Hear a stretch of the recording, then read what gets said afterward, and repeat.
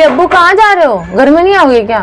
कुछ नहीं बोले, चले गए। में क्या कर रहे हो? हम लोग तो खाली 4 लोग आए। मतलब ऐसा होता है ना कि अगर आप किसी मरहूम इंसान को देखोगे ना ख्वाब में, तो वो कुछ बोलेगा नहीं और आपको पता रहता है कि ये इंसान आपकी दुनिया से जा चुका।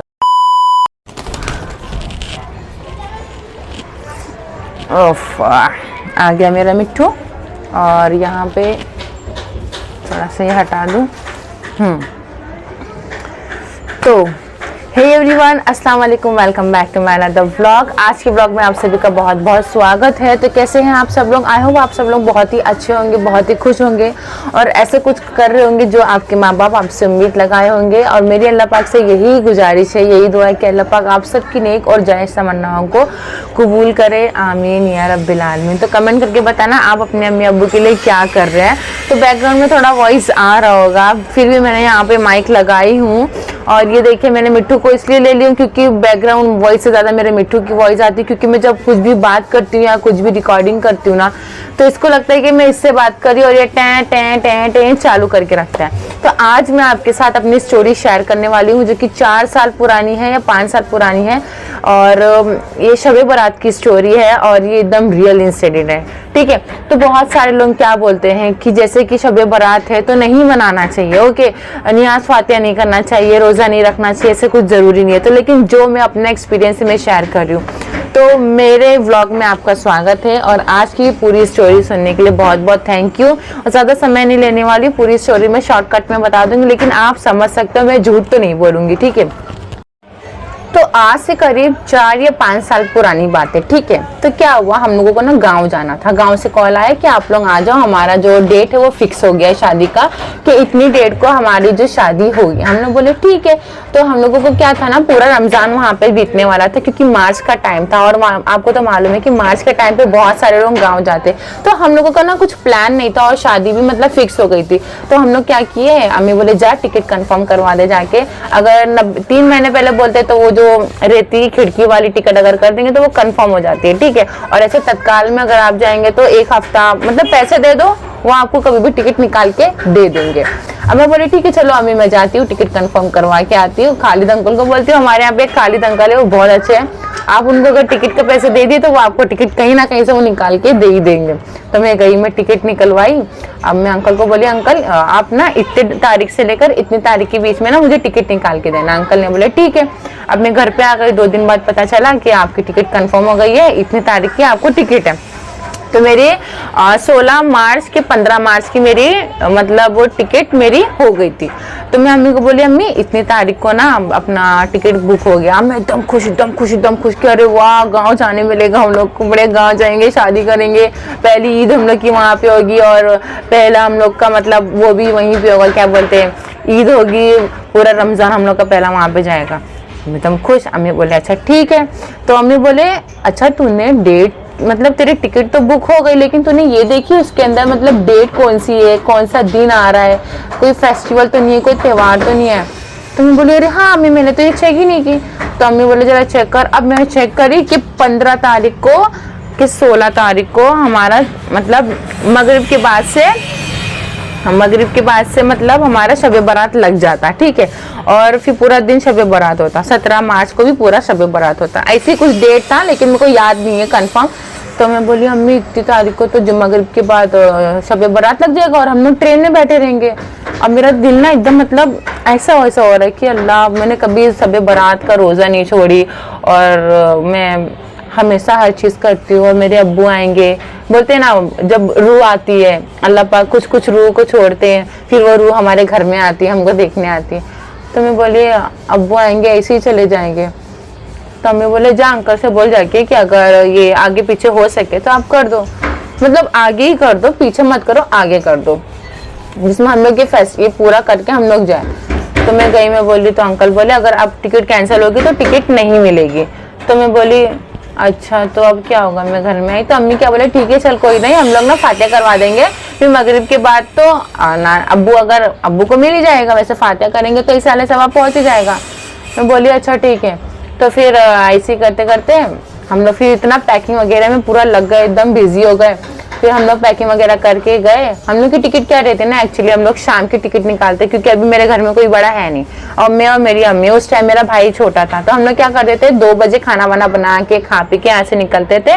शाम में 7 बजे की कुछ टिकट ट्रेन होती है तो वो छुटती है। तो अब मेरी क्या आदत है ना, मैं जब ट्रैवलिंग वगैरह पे जाती हूँ या कहीं दूर जाती हूँ ना, तो मेरे पास एक इतनी छोटी सी किताब है जिसके अंदर हर चीज की दुआ है, सफर की दुआ, हर चीज की दुआ, और साथ में उसके अंदर सूरह यासीन, सूरह रहमान, ऐसी बहुत सारी दुआएं हैं, तो वो मैं रख लेती हूँ। तो मैं बोली चलो ठीक है, घर में नहीं रहूंगी, कम से कम मैं ट्रैवलिंग के टाइम में पढ़ लूंगी तो अब्बू को और सबको इसाले सवाब हो जाएगा। तो ऐसे ही करते करते हो गया। अब हम लोग यहाँ से निकले, वहां पहुंचे, ट्रेन में बैठे। अब मैं ना वहां पे क्या करी, सूरह यासीन पढ़ी, सूरह रहमान पढ़ी, फिर कुछ मेरे पास वो बटन वाली तस्बीह थी वो पढ़ी। मतलब मेरा रोज का डेली का रूटीन है। अल्हम्दुलिल्लाह अल्हम्दुलिल्लाह, अल्लाह ने मुझे, मतलब अल्लाह पाक की वजह से अल्लाह पाक ने मुझे इतना अता किया है कि मैं रोजाना 100 बार दुरूद शरीफ, 100 बार इस्तग़फ़ार, 100 बार कुल वल्लाहु अहद और ला इलाहा इल्ला अंता सुब्हानका अन्नी कुन्तु मिनज़ ज़ालिमीन, सारी चीजें पढ़ के ऐसी कुछ 10-20 दुआ है। और अल्लाहुम्मा अज्जिरनी मिनन नार, अल्लाहुम्मा इन्नका अफ़ुव्वुन तुहिब्बुल अफ़्व फ़अफ़ु अन्नी, और ला हौला वला कुव्वता इल्ला बिल्लाह। ये मतलब 10 दुआएं हैं, और भी दुआएं हैं, लेकिन अभी मैं शॉर्ट फॉर्म में बता रही हूँ आपको। वो सारी 100 पढ़ के मैं इसाले सवाब कर देती हूँ। तो मैं क्या करी, पढ़ी और वहां पे दुआ मांगी और इसाले सवाब कर दी। अब जब हम लोग बैठे थे तो उस मगरिब के बाद से, मतलब 7 बजे मगरिब होती है, तो मगरिब के बाद से हमारा जो रहता है शब बारात चालू हो जाता है। तो मैं पढ़ी रही थी, ऐसे नहीं कि मैं बैठी थी, पढ़ी वढ़ी, और फिर मैंने खाना वाना खाई। मैं बोली अम्मी ट्रेन में रोजा रख लूँ क्या? अम्मी बोले ऐसा मारूंगी ना, बीमार पड़ जाएगी तो मैं तेरे को कहाँ लेके भागूंगी यहाँ पे। तो मैं बोली हाँ ये बात भी सही है, चलो ठीक है, नहीं करती हूँ। तो अब मैं पढ़ी, और मैं पढ़ के ट्रेन में सो गई ऊपर वाली, क्योंकि मैं थक गई थी, इधर भागना उधर भागना 2 दिन में। तो अब मैंने ख्वाब में क्या देखी कि मैं बैठी हूँ ट्रेन में और अब्बू आए घर में, देखे दरवाजा बंद है। मैं बोली अब्बू कहाँ जा रहे हो, घर में नहीं आओगे क्या? कुछ नहीं बोले, चले गए। फिर मैं बोली अब्बू आप ट्रेन में क्या कर रहे हो? हम लोग तो खाली 4 लोग आए थे, आप ट्रेन में क्या कर रहे हो? आप कब आए? मतलब ऐसा होता है ना कि अगर आप किसी मरहूम इंसान को देखोगे ना ख्वाब में, तो वो कुछ बोलेगा नहीं, और आपको पता रहता है कि ये इंसान आपकी दुनिया से जा चुका है। मुझे तो हमेशा ऐसे ही लगता है कि मेरे अब्बू जा चुके हैं, मैं अब्बू को पकड़ के रोती हूँ, अब्बू आप कहाँ चले गए थे, अब्बू आप हम लोग को क्यों छोड़ के चले गए। मतलब ये सारी चीजें रहती है। मुझे पता है ख्वाब में कि मेरे अब्बू नहीं है इस दुनिया में, लेकिन मेरे अब्बू यहाँ कैसे आ गए। फिर मैं आँख खोली, मैं बोली अरे मैं तो ट्रेन में हूँ। फिर मेरे को ना अफसोस हुआ, मैंने अम्मी को बोली अम्मी मैंने ना अब्बू का ख्वाब देखी। तो अम्मी बोले, अम्मी का भी मुंह वैसा हो गया कि मतलब हम लोग है नहीं, शायद हो सकता है अब्बू तुझसे मिलने आए। और फिर मैं जब हम लोग 24 घंटे बाद गांव पहुंच गए, तो मेरी मुआनी हम लोग को बताने लगे कि मैं कल शाम में सो रही थी, तो मतलब इसे शब बारात की रात बीत गई। मेरे मुआनी लोग, मेरे घर में जितने भी लोग हैं, सब लोग बहुत अच्छे से शब बारात मतलब सेलिब्रेट करते हैं। सेलिब्रेट करना मतलब ये नहीं कि गाना गाना जगह जगना, नहीं, कलाम पाक पढ़ेंगे, कुरान शरीफ पढ़ेंगे और सदका देंगे और न्याज बनाएंगे। न्याज हम लोग पहले ही बना के रख लेते हैं 1 दिन पहले, क्योंकि वो दिन फिर पूरा अगर रोजा रख के करेंगे तो बहुत टाइम लगता है। वैसे जरूरी नहीं है कि हलवे पे ही न्याज करो, किसी भी चीज पे आप न्याज कर सकते हैं, लेकिन हम लोग बना लेते हैं, ठीक है। तो मेरे अब्बू की क्या आदत थी ना, जब वो गांव जाते थे ना, तो मेरी मुआनी को, बड़ी मुआनी को और छोटी मुआनी को बोलते थे बानो बोलते थे, ज्यादा करके वो बानो ही बोलते थे। और उनको ना मीठा बहुत पसंद था मेरे अब्बू को। तो मेरे अब्बू जब जैसे जाते थे ना, बोलते बानो कुछ है। तो एक इंसान देखो, जब आप सोते रहेंगे ना, जब आपसे इंसान आता जाता बात करता है ना, तो वो चीजें ना आपके दिमाग में पता चल रहती है कि ये इंसान का मिजाज ही ऐसे ही है। तो मेरी मुआनी सो रहे थे, तो मेरी मुआनी क्या देखे ख्वाब में कि मतलब अपना तिलावत करके थोड़ा रेस्ट किए, तो मेरे मुआनी क्या देखे ख्वाब में कि वो ऐसा लेटे हुए हैं, और मेरे अब्बू ऐसे ही आए, सलाम किए, बोले बानो कुछ है खाने के लिए, कुछ है? तो मेरी मुआनी देखे, बोले अनवर भाईजान। तो मेरे अब्बू जहाँ पे हलवा रखा हुआ था किचन की तरफ गए, और फिर क्या किए, वहां से गायब हो गए वहां से। अब बस मेरी मुआनी आंख खोले, मुझे लगता है ये लोग ट्रेन में है, इस वजह से अनवर भाईजान सीधे वहां से यहाँ आए, हवाली आया। फिर हम जैसे ही बताया ना, तो मैं रोने लग गए। तो बोले अरे ऐसा फिक्र मत करो, अब वो घर बंद रहता है ना, तो होता है, अल्लाह पाक रूह को भेजता है, जाओ मिल लो अपने फैमिली वाले से।